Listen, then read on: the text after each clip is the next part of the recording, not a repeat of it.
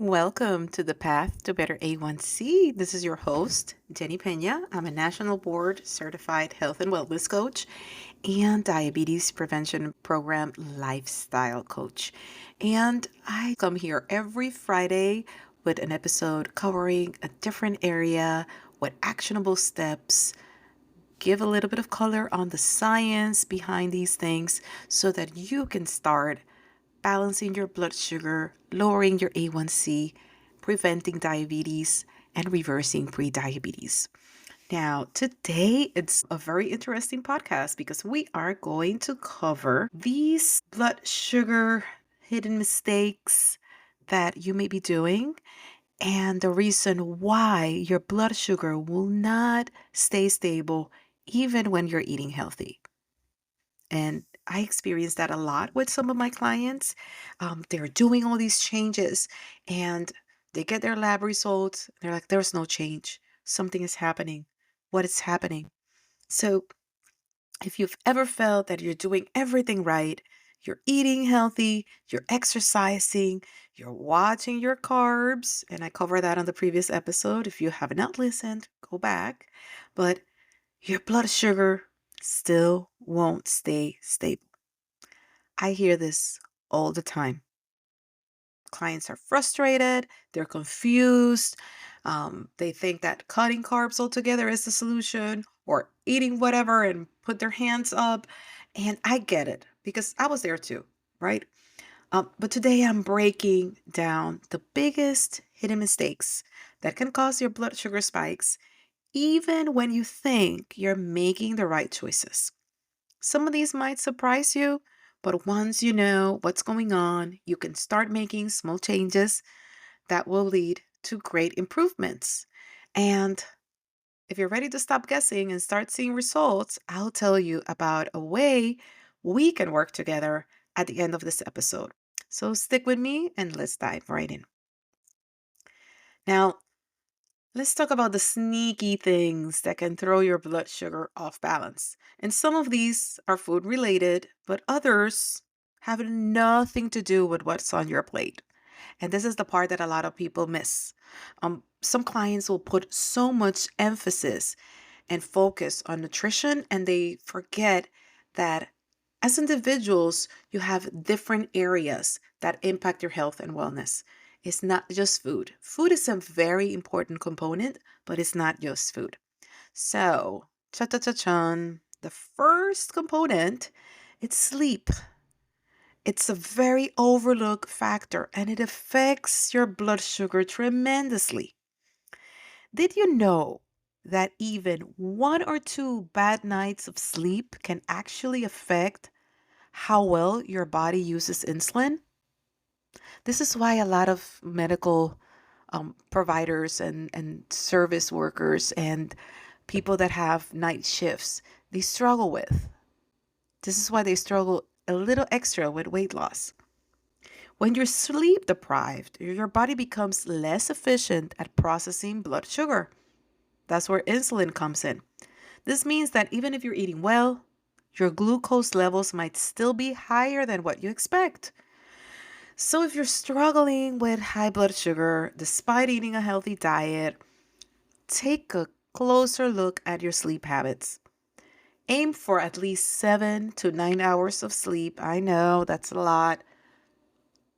Try. Try adding more sleep. Also, another important thing, stick to a consistent sleep schedule. It helps with your circadian rhythms, it helps cue your body, it helps time your metabolism. It's going to help you in so many ways. And also, try to avoid screens at least 30 minutes before your bedtime so that your body can start producing that melatonin. And I will even suggest have a short, simple bedtime routine, a step that you can follow, a series of steps, something to just cue your body. It's time to relax, it's time to go to bed, and it will help tremendously. Now, aspect number two that is not actually related to food is stress. Stress is more than just an emotional response. And most people don't realize that stress has both a physical and an emotional impact. It can directly raise your blood sugar levels. If you get upset, if you're having a little bit of an adult tantrum, most likely your blood sugars are going to reflect that. So your body sees stress as a threat, right? Like that. Have you heard of that fight or flight mode? And what happens? It releases cortisol, which signals your liver to produce more blood sugar because they're thinking about the body needs energy because you're going to have to run. You're in danger. And that is exactly what happens when stress comes from a tough day at work, a fight with a family member or a loved one, and even physical stress like a sunburn or an injury. A lot of people experience their blood sugars being elevated after they have surgery, right? It's an internal inflammation. The body is healing. There are a lot of things happening. So all these things are stressors. That means that if you're constantly stressed, your blood sugar could be higher even if your diet is perfect. Now, what are a few things that you could do to help? Deep breathing exercises. I would suggest at least 5, but if you need to start with one, start with one. That will tremendously signal the brain to move on from that fight or flight mode and lower cortisol levels. Daily movement. A quick walk, especially after lunch or after a tough meeting, taking even 5 minutes to just walk and just get yourself distracted helps lowering cortisol levels, right? And it will break that stress cycle. And prioritizing relaxation, processing all these emotions and finding journaling, meditation, even having a hobby. I had a client that actually embraced coloring before going to bed. Something that actually takes your mind off of the stressor and releases that signal so that you can calm down and manage those cortisol levels. Now, the third thing, it is food related. There are some food mistakes that can cause unexpected spikes um, without you realizing. Eating too much at once, especially late at night, that gets like the larger meals. It's like your body has to process all of this glucose at once, and that leads to higher spikes. And this is even connected also as to how I prefer people not do intermittent fasting, but focus on balanced meals, at least 3 meals, well spaced out, to keep your blood sugar levels at par and without having a big spike and then a deep. Because that's what typically happens when you're skipping a meal, you feel that you can have a larger meal later because you have all these calories that you have not used. So again, eating too much at once, especially late at night, it's not advisable for your blood sugar. The other thing that can sneak in are breaded and fried foods. A lot of people focus on the sugar, the actual sugar, the sweet stuff. But fried foods, well, they're not even great for your heart health. They can also raise your blood sugar. So the breading adds the carbs, and then the unhealthy fats cause that insulin resistance over time, which we know it's pretty much the root cause for all of these metabolic illnesses that are out there, including diabetes. Now, the other one that, as a Hispanic, it hurts a little bit, sticky white rice. White rice by itself has a high glycemic load, meaning it could spike blood sugar very quickly. So, instead, swap for brown rice, quinoa, cauliflower rice, And make sure when you do, and I can share what I do, I typically have rice once a week. It's part of my culture. I grew up actually eating it every day. I only have it maybe twice a week, the most. However, I always make sure I practice the diabetes plate. A quarter of my plate is rice. I make sure I have plenty of protein and plenty of healthy fats and vegetables with it, just to make sure that I have the fiber and all the elements and avoid that quick rise on my blood sugar levels. So any switch using cauliflower rice, like swapping some of these things, will help you a lot. And I know it's tough as a person that is a Hispanic. I love rice. That was one thing that was one of the hardest things, to be very honest. But I'm able to enjoy it without fearing it and without feeling deprived after doing a few changes. Now, these fixes help if you're sticking with balanced meals with protein, fiber, and healthy fats, preferring whole grains because the fiber helps slowing down that sugar spike, and cooking healthier methods. There's the air fryer, which is amazing. Like it gives that crisp without having to deep fry stuff.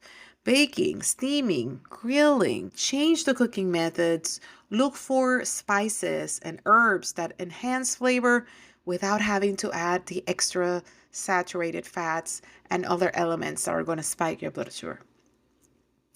Now, here are a few other things. This is like a bonus of other surprising factors that can actually spike your blood sugar. And these are even less obvious. Dehydration. If you don't drink enough water, your blood sugar becomes more concentrated, period. So please try to drink at least 8 cups of water daily. And I can assure you, if I pull the formula that is out there, and there's several out there, most likely you need more than that.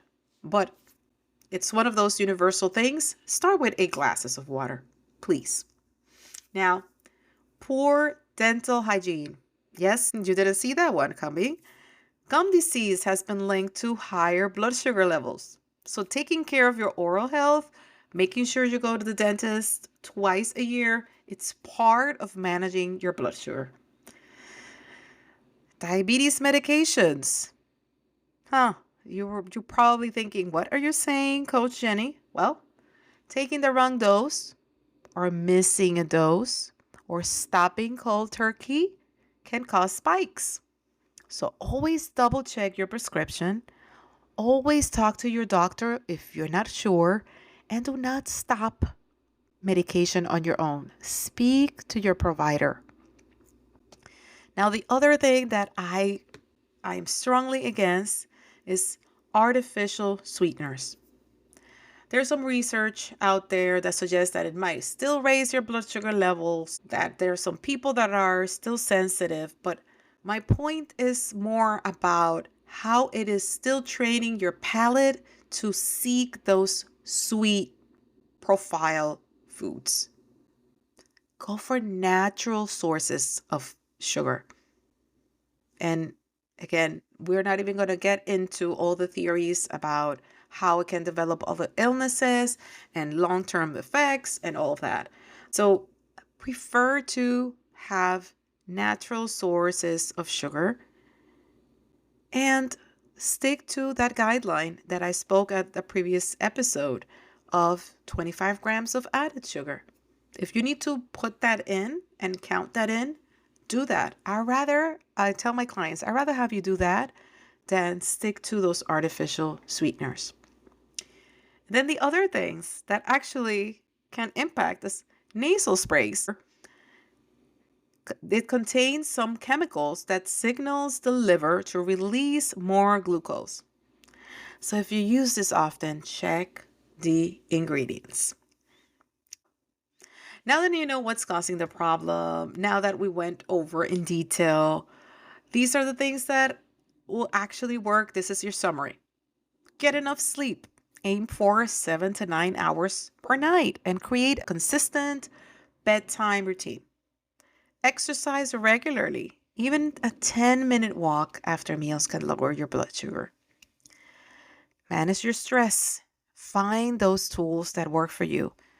Deep breathing, yoga, journaling. Maintain good dental hygiene.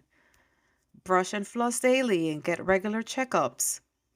Choose the right foods. Stick with whole foods, the least processed you can find, healthy fats, and fiber rich meals to keep blood sugar stable. The good news is that there are small, doable changes, and they don't even have to be perfect for you to see results. So now that you know what's causing these blood sugar spikes, how to fix it, the next step is taking action consistently. And if you don't want to do this alone, if you want a step-by-step plan with personalized support, accountability, guidance, I would love to help you. I created the A1C Reset Protocol, and it's now open for new clients. So inside this 12-week program, I help you build a meal plan that works for your lifestyle, learn stress-free ways to balance your blood sugar, incorporate great habits around sleep, stress management, and exercise, and finally see sustainable progress without the confusion, without overwhelm, without frustration. Spots are limited, so if you're ready to stop guessing and seeing results, here's what I will ask you to do. Go on the details for this show and click on the link to book a clarity call with me, and let's talk. It's free, no strings attached. Let's talk and see how I may be able to help you. You may get a plan or a solution for one problem during that clarity call. And let's get you on the path to that better blood sugar, more energy, and a healthier future. Thank you so much for your time. Remember to subscribe. New episodes come every Friday. And as always, I keep bringing all the science, simple actionable steps so that you can successfully reverse prediabetes, prevent diabetes, lower that A1C, conquer those sugar cravings and spikes, and you can be healthy and confident that you can take full control of your health. Have a good week. Bye.